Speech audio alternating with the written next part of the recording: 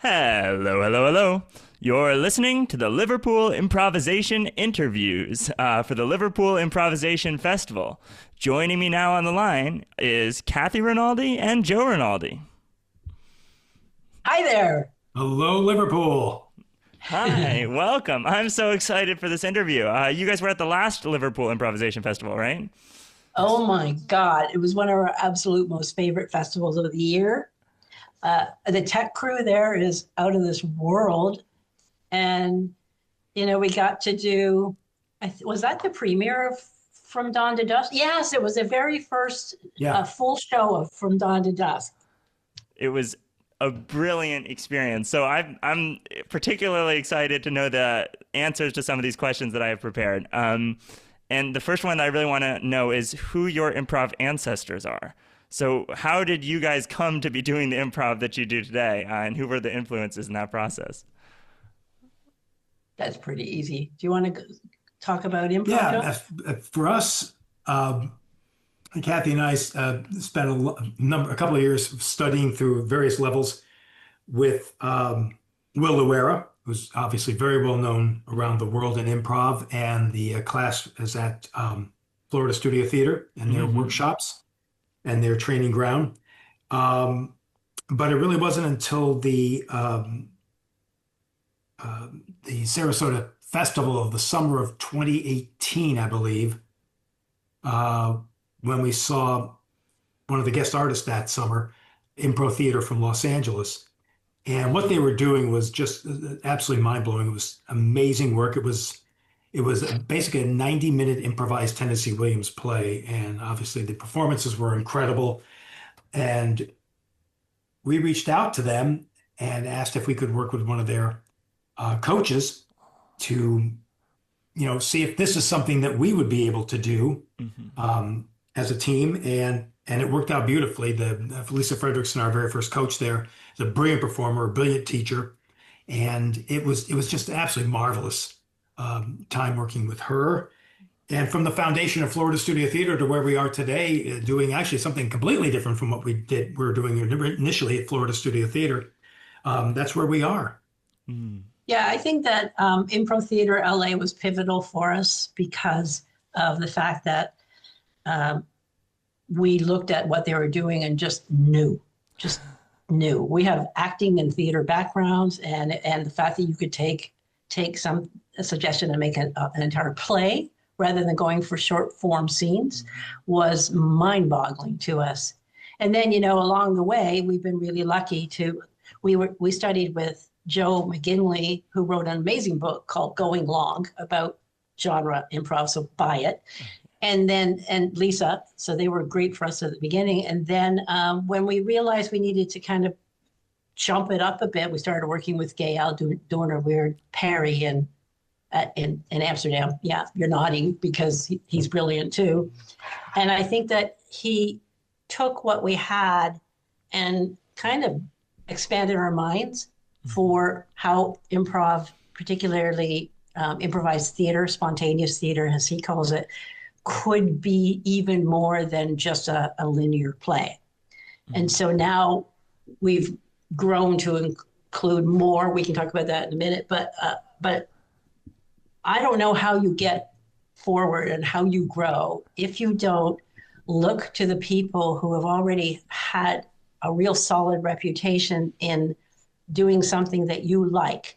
I mean, we're really lucky now because we're at the point where we're getting asked to be those people. Yeah. And it's that's also mind-boggling because we're just going along doing our stuff. But now people are seeing our show and saying, how do you do that? So that's kind of we stand on the shoulders of those people for sure. Yeah, that literally, as you were saying that, I was thinking, I feel like I already talked to people who seeing your show is their moment of what you were just saying with improv. Multiple different people because you guys, somehow you are everywhere, where people will be like, oh, I saw them in Chicago, and this changed my, which is totally brilliant. But I want to know, with this thing that you're saying of a brand new angle, improv more than linear, what is the show that you're bringing this year? And how is it different from the show from last year? I'll start. Joe, jump in anytime. So last year's show was an absolute, it definitely was a take on spontaneous theater. It was an original format. It was absolutely just two people moving through the course of a day with some kind of issue or something that came up. It's not plot driven, it's very story driven, which we absolutely subscribe to. But we've been collecting ideas for shows for a while now. Hear a word, hear a sound, and we think, that would be amazing. But we realize it takes more than two people to do some of these. So we reached out to, how many do we have now, Joe? We just had a retreat. We have an additional 7 people that will be able to perform with us, not always, but whenever we do impromptu in company, it could be any combination or all 7 of them with us at various festivals or performing venues. So this allowed us to, as Kathy said, just take these initial ideas we had and a lot of these initial stories and shows we've been creating and take them to another level, because we don't really have to, we know and trust the greatness of the people we've invited to perform with us, and they have seen us and know what we do. So there's a comfort level in knowing they can jump right in and be part of, our goal, what we'd like to do for a show, and now really flesh those shows out so much more. So the show in Liverpool, I think everyone's going to really, really enjoy it. I'm very excited about it. Wow. Yeah, it's called the Sinner's Table. And it's basically the table that you put everybody where you don't know what to do with them at a wedding. Except that it's an impromptu show. So because it's an impromptu show, it will probably start with humor, but we know it's going to get relationship oriented. People are going to have deep stories and lots of silences and lots of banter and all the things that make impromptu, which is why we had a retreat a couple of weeks ago. But still I think we're bringing 5 or 6 people with us this time and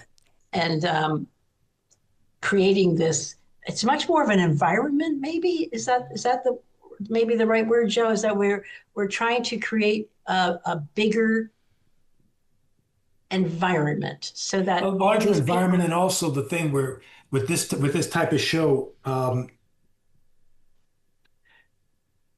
and the additional players in, we really almost want the audience to feel on the other side of the fourth wall, if you will, out in the audience, that they are also at the wedding. They are part of the wedding. They're the rest of the wedding part, the rest of the wedding party. Right. So we will be using the audience more than we normally do. Mm-hmm. Yeah. Yeah. That's brilliant. So you directly address them sometimes. Yep. Yeah. Oh, sure. With the last few shows, we started doing that a lot more. Kind of, we did a show at the Pretend Company at the holidays, and it was in an airport. And we figured, well, it's not just 2 people at an airport. All these people are around. So we started, telling them to stop staring just because we were having a fight. It was a lot of fun, but we like the restriction. I don't even know if we don't consider a restriction. We like the challenge of staying to a very, very cohesive style that encapsulates all the things that we want. We are unapologetically theatrical. That's what our shirts say. That's what our website says. We are going to approach everything from a scripted theater style, but with improv. So that is our focus. That's our mandate. That's our mission, to blur that line between those two, so that you walk out saying, wow, where can I get a copy of that? And some people don't like doing that. Some people like to show the strings, as Chris Mead says. He wants to see the strings. We would be just as happy if you didn't. Do you have audience members sometimes who miss the strings entirely and come up to you after the show and are just like, that was a great play. Who wrote it? Yeah. Who wrote it? Oh, yeah. Yes. That happens a lot. It happens a lot. And we think it's the best compliment ever. Yeah. Sometimes you think you came to an improv show. Of course it's improvised. Yeah. But if they think that the quality was such that that maybe it wasn't, then you think that now you've reached a level of consistency that you hope people will, if they come to see us, they know that's what they're going to get. Yeah. Yeah. So we want to do that with ImprompTwo Co, and we're going to start it at Liverpool. Wow, another celebratory beginning.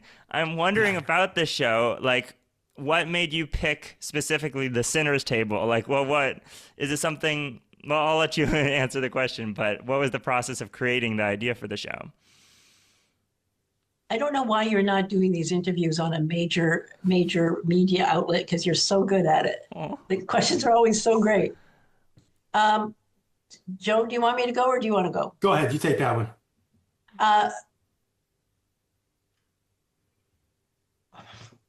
You know that when people ask how people get inspiration for books or art or a song, they typically say everywhere. Mm-hmm. And I think that happens with us too. I am naturally curious and relatively intuitive. So if I hear something, or that idea came from an invitation I saw on an invitation website. I saw an invitation and it said table 11, I think. And I thought, wouldn't it be fun if that was the table that they put the loud aunt and the alcoholic uncle and the singles that they can't pair up and have that. And so that image actually became the inspiration for the show. But why an impromptu show? I think that we will be moving to far deeper. We know we will, because we have another new one later this fall, but we can't talk about it yet. Okay. However, we thought this was a good start for the company because it isn't as heavy as From Dawn to Dusk. Mm-hmm. And so it's enough to get everybody to be an ensemble and to follow the style of impromptu and yet bring themselves for sure. But let's not take them there yet. We will have poignant moments and we will have, all those sorts of things, but it won't be something like From Dawn to Dusk yet. That's coming, she said, foreshadowing later in the UK. Okay, well, the thing with doing a show like this, Hal, is it does lend itself to not zaniness, but more humor. Mm-hmm. Because that table at every wedding that does exist always does have the people that are the ones everyone talks about after the wedding's over, good, bad, or indifferent. But it does, again, as Kathy said, allows a depth to some of these people to come out during the course of the wedding. Mm-hmm. Their stories can be sad. Their stories can be crazy. They can be loud and funny. In life, humor comes through in some of the most tragic moments, as weird as that sounds. Mm-hmm. And as I always jokingly say, just go to an Irish wake and you'll see exactly what I'm talking about, because they're mourning over somebody who died and every story is hysterical. So here are these people whose lives are whatever, mm-hmm. And it's at a wedding and it's supposed to be wonderful. But there'll be so many different kinds of characters and different relationships that come from it, pre-existing and newly found that day. I think we definitely will also be influenced a bit. I don't know, because we're having our first show rehearsal at the end in February. But 4 Weddings and a Funeral is a good kind of marker for how that can be funny and tragic at the same time, and a little bit sad and a little bit regretful and all those sorts of things that make a wonderful show. I'm not going to say that this is a rom-com, but it's because it's not. But it is definitely has overtones of that kind of style. Yeah. Is that way too much? We went on way too long about that. That's perfect, because I feel like the people who would sit at a table like that are usually somewhat sad or isolated in some way. Is it challenging to improvise, which is an art form that's inherently about like listening and communicating well, in a character that is for whatever reason, socially ostracized. Like, do those two things conflict, or is that delightful? Not That's a in very an good question. impromptu. I wouldn't say they necessarily that the thing that's interesting with people like that, and it's not always the case, and we're not going for that, if you will, in this show, but those that sit at that kind of table, they, not all of them, but quite often, many of them are oblivious to the fact as to why they're at that table. Some are well aware that they are the pain in the rear end relative that got stuck at that table. But there are others they're oblivious to it. Mm-hmm. And from there, you get really some very deep and poignant moments when they come to a realization, or just laugh out loud funny moments when they come to a realization or a relationship that they have with somebody else in the group. Yeah, actually, they can sometimes be the ones that you can't stop them from talking. Uh-huh. I also think we have such immense trust in our company. We've got Lloydie Lloyd and Jen Hardy and Jennifer Jordan and Adam Hodgson and Andrea Lerma and Ryan Byrne, and God, I'm missing somebody. But these Sam are people Marshall. who all. Sam. Oh, Sam Marshall, who is coming out from behind the keyboard to actually do more improv because he's brilliant. But these are the kind of people who would look at that kind of character and just beg to play it. Uh-huh. Because it's an acting challenge as opposed to just playing a straight ordinary character like we are right now. I think that our style loves silences and awkwardness and tension, and those are the kinds of things that could also feed into that kind of character. So bring it on. Yeah.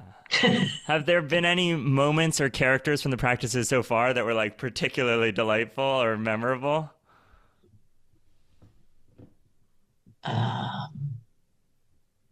Yeah, it's interesting. Yeah, there were a lot. Yeah, both memorable, delightful. Memorable in this regard that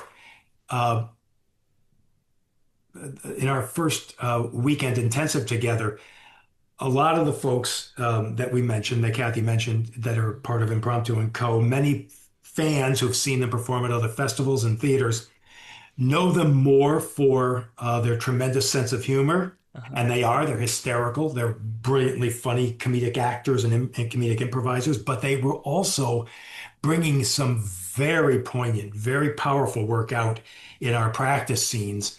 And I'm thinking, well, you can do that and be funny. It's all going to work wonderfully. Mm-hmm. Yeah. I hesitate to even talk about particular characters because you never know what's going to come out on the day of the performance. We're not going to walk in there.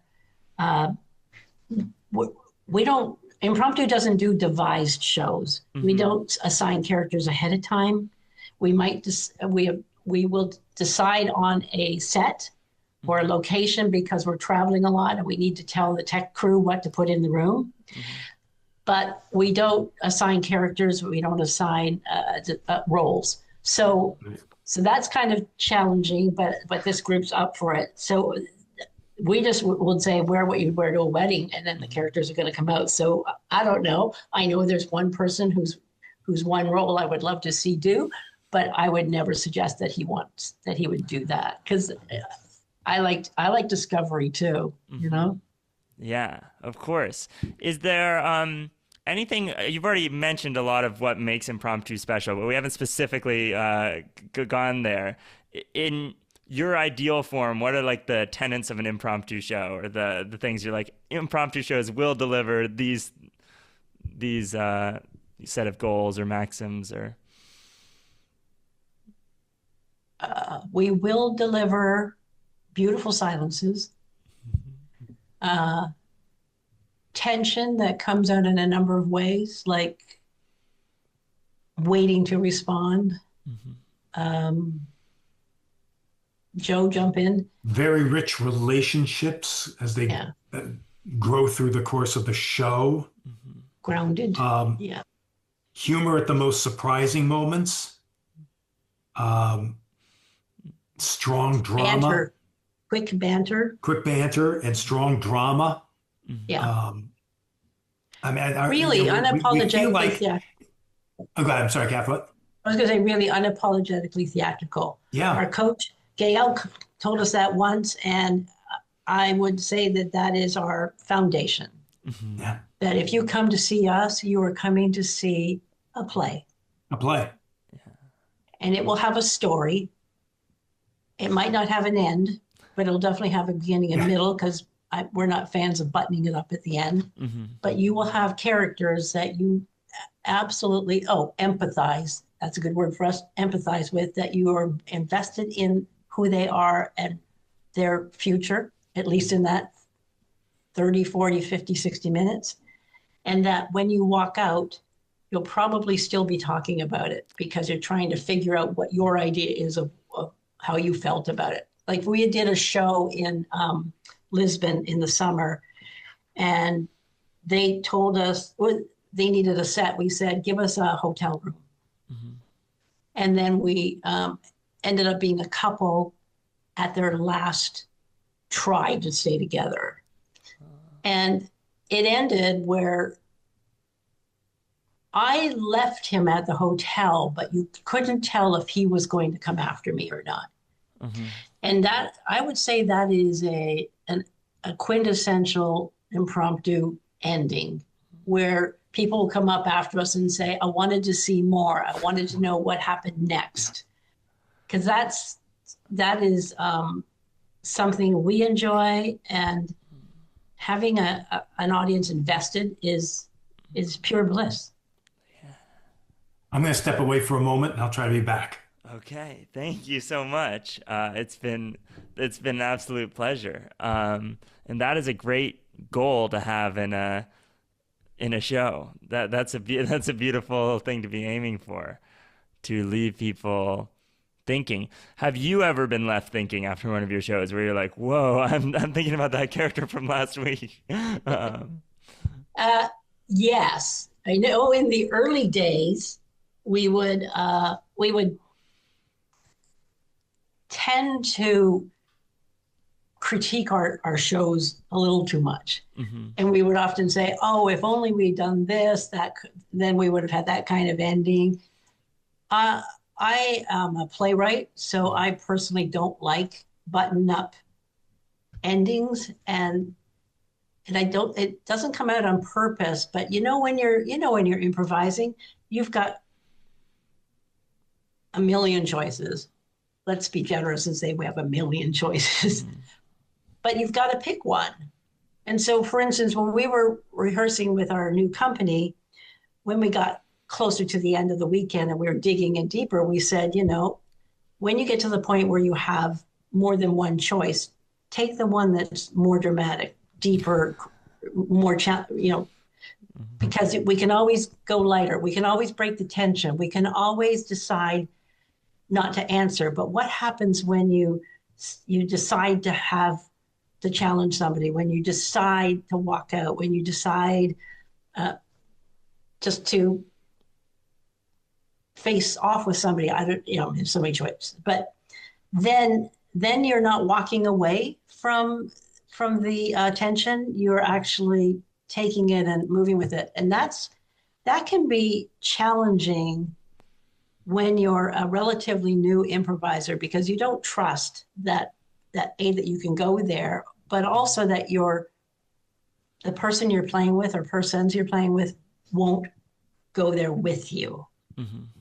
So a long answer to say, yes, of course, we've gotten driven home saying, I think that,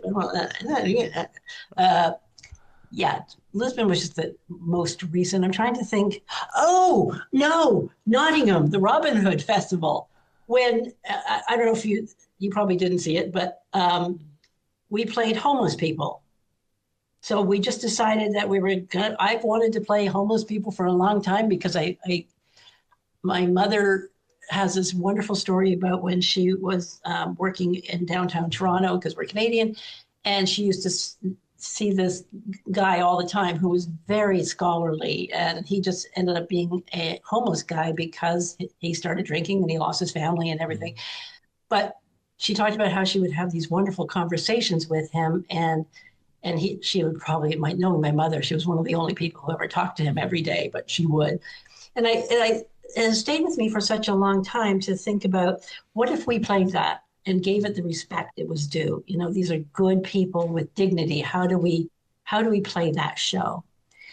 So at the end of the show, I was sitting on the floor. Sam was behind us doing his brilliant, whatever he was doing. He was playing a busker. And Joe came over and laid his head in my lap. And then Sam put a blanket on. He was sitting on the bench. I put a blanket on, covered Joe up. And I thought we were just going to sleep. But everyone came up to us afterwards and said, "Oh, that was so sad when you guys were going to die in the cold." I thought, what? So that kind of ending is cool, but you can't plan it, right? Really. You know, it's just what it is, whatever feels right at that moment.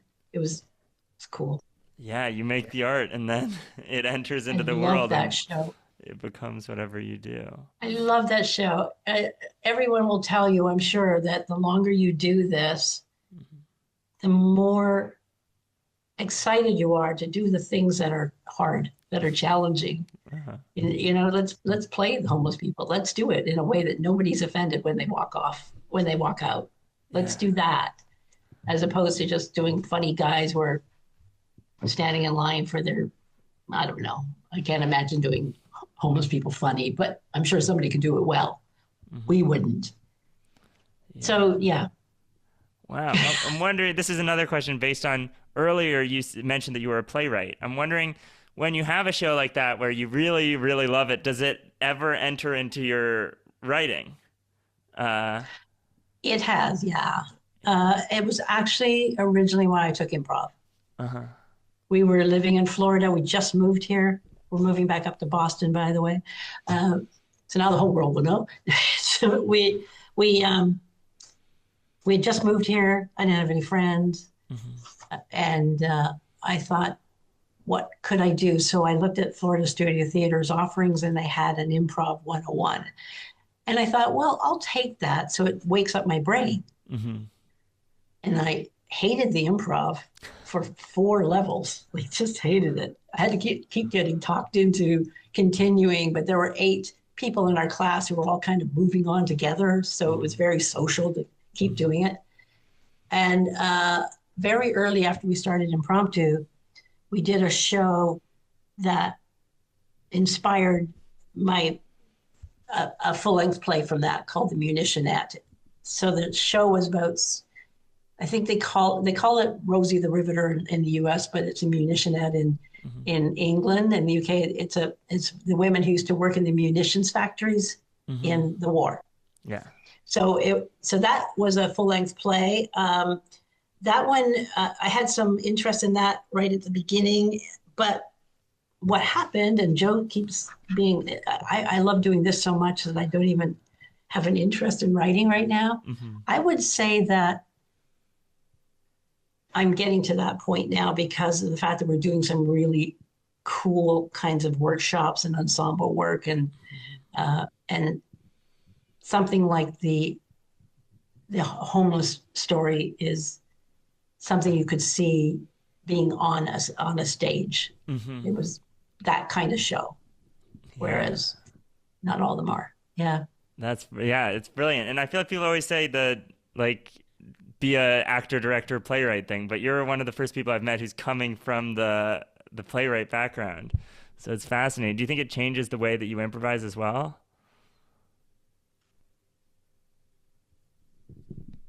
Yes.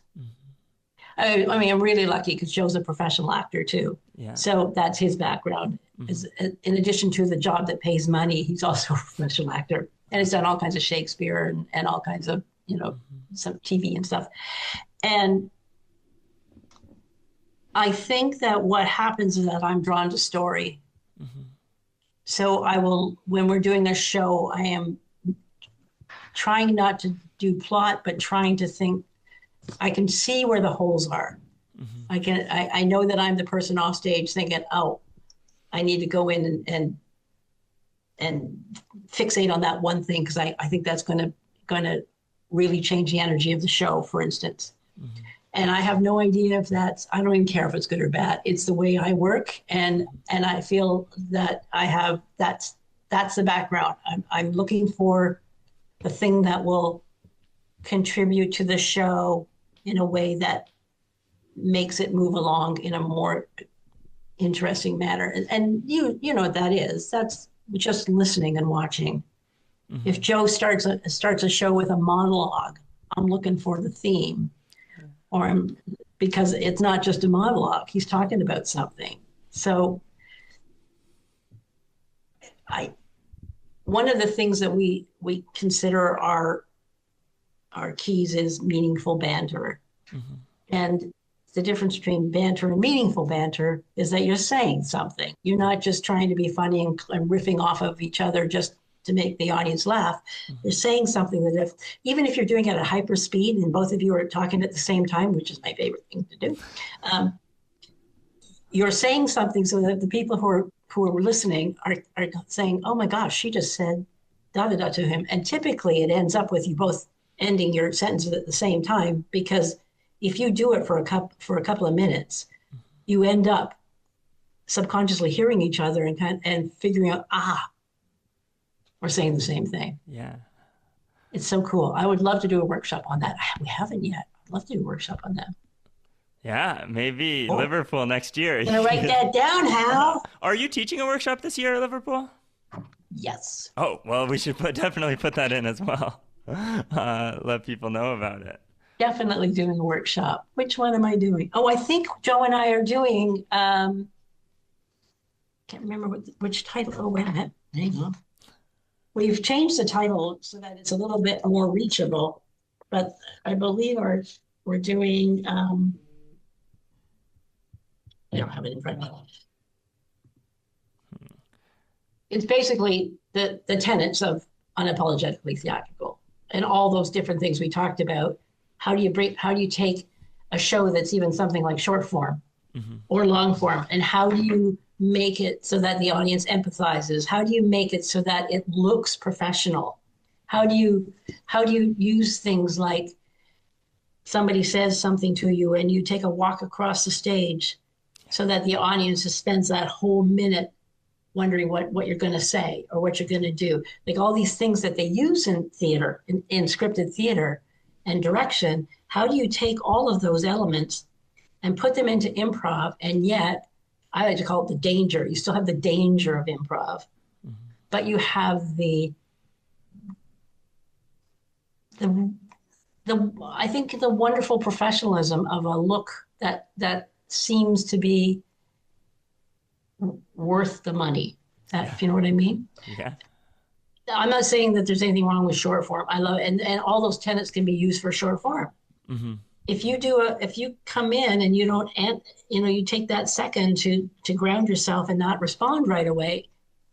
We have a tendency when we're in short form to come in and immediately start talking. Mm-hmm. And so what happens when one's talking, the other one isn't? What happens when I'm trying to think of something else. And what happens when somebody says something and it's going at the speed of light, and then you just sit down, slowly take a paper up and start reading it.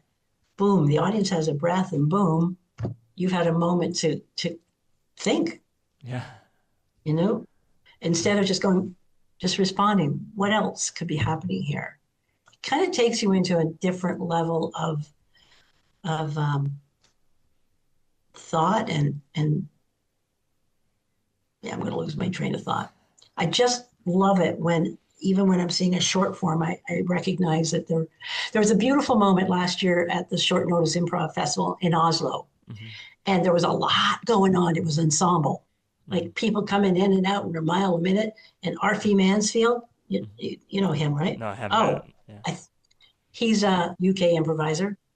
He came up the steps, walked up to the second level, sat down, and proceeded to read a newspaper and said nothing. And you know what happened?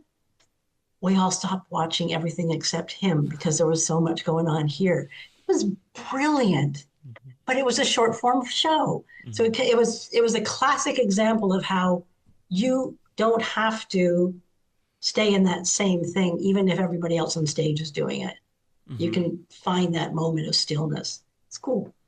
Yeah, because everyone else probably is waiting to breathe as well. Like they just don't know that they're so tense. And then even in this interview, I noticed I came in a little wired, and I've been relaxing steadily as the conversation. Because I talk too much. Yes. No, not that.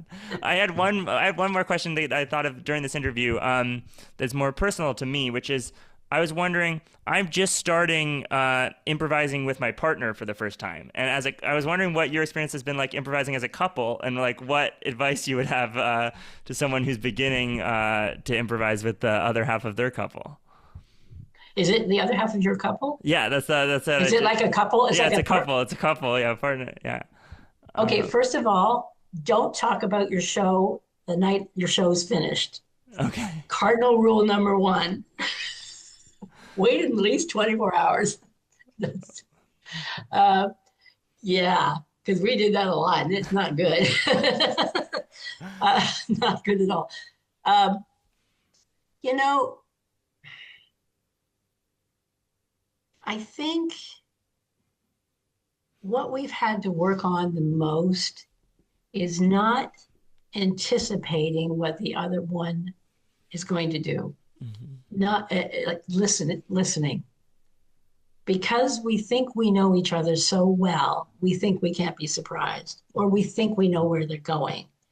And if you take the time to listen, I think that's going to help a lot, because you can really, hey, Hello. we don't see your face. There we go. There you go. Oh, I'm glad you came in, because Hal just asked the most amazing question. He's forming a duo with his partner, and he asked for advice. And the first thing I said was, well, don't talk about your show the night of your show. But the second one I said was, do you not feel like when we first started that we had a tendency, because we knew each other so well, to assume we knew what the other one was how they were going to respond and what they were going to do, that maybe that listening might be one of the key elements of working with your partner? Oh, I agree. The thing is, when you're performing in an era of familiarity, in this case, husband and wife, or a couple of any kind, or longtime friends that you basically can almost finish each other's sentences. They're so close and tight. There's a tendency to think that, to some people anyway, that it's so much easier to just roll, along and do a show, and that's not necessarily the case. There can be a lot of instances. It's one thing when in a relaxed atmosphere, if you know each other really well, or married or whatever, and you start talking about things and everything just seems to flow and flow and flow. And then you get up in front of a live audience and you've got hundreds of people, and you can hear the murmur and the buzz in the crowd, and the lights are on you and you are performing. It's not some relaxed, casual setting. It's you are working, and it's a performance. And sometimes the easy chit chat doesn't happen. The ideas don't flow. One or both brains are shut off, and you can't think of anything. So I would say, don't take it for granted that you know each other well. Leave yourselves open to things hitting you and inspiring you to the next comment, the next movement, the next section of the part of the relationship of the characters, the next part of the show. And we take great joy. Sorry, I thought you. I was just saying, wait to be pleasantly surprised. There, what a great link! Because I was going to say, we take great joy in watching the other person do something cool, or come up with something interesting, or say something interesting, and part of your body is responding, and the other half is going, "That was cool." I think that maintaining that joy is really great. I think working with someone you know really well is such a plus, because I trust that if I want to go somewhere emotionally, Joe will be there. Mm-hmm. And I trust that if I walk on stage, he's not going to follow me because he knows I want to do a moment. Or if I walk across the stage, he's going to shut up because he understands what's happening. And I think you either really know a person or you really trust the people you're working with. David Escobedo had something on the Improv Boost yesterday where people were talking about, no, maybe it might be somebody else, I'm not sure, talking about the working with, I think it was Anik. So she was saying that she's in a group that doesn't warm up very much. And she sometimes feels the show suffers. And I think if you're working with people you really trust, that's probably okay. But if you're working with people you don't know, I'm not the kind of person who is comfortable being in a jam, for instance, with a bunch of other people I don't know. I get very introverted. Like I'm the one in the back row kind of going, hey, that was great. But I'm not front-footed, as I think the Brits say. But I'm very comfortable doing what I do. And I like doing what I do with people I can trust. So I think trust is like a good plus. I don't think it's a minus. Do you have any? I don't have any other advice. I think listening's everything. Yeah, trust is an important word in this regard. What? Trust in that they will allow you to find what you need to find in that moment on stage. Trust in knowing that if all of a sudden, and you can see it in each other's eyes, yeah, my brain's got nothing, nope, mine's got nothing either. Somebody's going to come up with something. One or both of you is going to bail this boat out before it sinks. Or I see that little kind of thing in your like all of a sudden you have this little teeny tiny smile and I'm thinking, oh, he's got it, he's got something, and then it's wild because From Dawn to Dusk starts with a monologue, and backstage we ask the producer for a suggestion so that we can walk on like a play. So we don't have to come on and go, hey, everybody, we need a word. So that show doesn't do that. But we also still want to be inspired by something. So we ask the producer, and typically we take that 1 minute just to kind of say, you got something? Joe typically doesn't ask that. He just kind of goes and walks out. Something, okay. But that's okay, because I know he's going to go on and he's going to do a great monologue. Yeah. Is there anything that concerns you about? I don't think so. I think it's just kind of an exciting new step. But I wasn't sure how different it was going to feel from the regular improv that I'm doing. And so far it's been delightful. But I as people who do it really successfully, I want to know if there were any things that were making it healthy long term and really joyous. Healthy long term. We have to talk. We have to continuously talk or have refreshers about what we want. Mm-hmm. You know, what kind of shows do we want to do? That comes up a lot. What kind of shows do we want to do? What are our goals for the next year? I think that people think business is a bad word in improv, but it is. It is a business. Mm-hmm. You want bookings. You want to get on stage. You want people to notice you. You want to put something out and have people come to your show. It's business. And if you want to call it anything else, you can. But that's the administrative business end of doing improv. Yeah. And if you're in a company, you want to help support them with marketing. And if you're not in a company, you want to get your duo on places. So you need to make a video. Maybe you've got to send out social everywhere. It's a business. Mm-hmm. So we look at what are our goals as impromptu, and are we still on the same page? Mm-hmm. And that helps a lot. Also, you made a great point, Hal, when you just said, how it's different from what you're used to doing.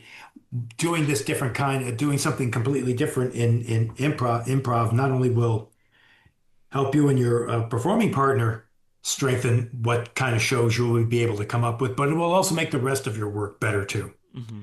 Because if you're really just doing the same thing over and over, Yeah, and some performers can do that, and it's you think that they're doing it by rote, they aren't, but they're doing the same type of style or whatever over and over, and it can be absolutely brilliant. But you also do run the risk of law of diminishing returns, Hmm. because if it really is the same thing, you know, repetitively again and again and again with every type of show, there is a chance that it can not stale, but it can lose its edge. Yeah. But by doing different Which is types of why we have a new improv, you show won't. every year. We have a new show almost every year. Yeah. Yeah. We've got at least 5 more additional shows that we're in the process of just tossing ideas about how it can look and work. And then, I mean, the goal is at some point we're going to probably be up to about 15 different types of shows or named shows or formats of shows. Hmm. And who knows if they'll all be as wonderfully received, which we're grateful for that Dawn to Dusk was last year. Hmm. But that's okay too, because if it's just going to be doing the same thing over and over again, chances are before the audience gets tired of it, you'll get tired of it. Hmm. Yeah. Yeah, that's brilliant. All right, we're getting You've near talked the your end of ear the off. time. No, but it's just being aware of that.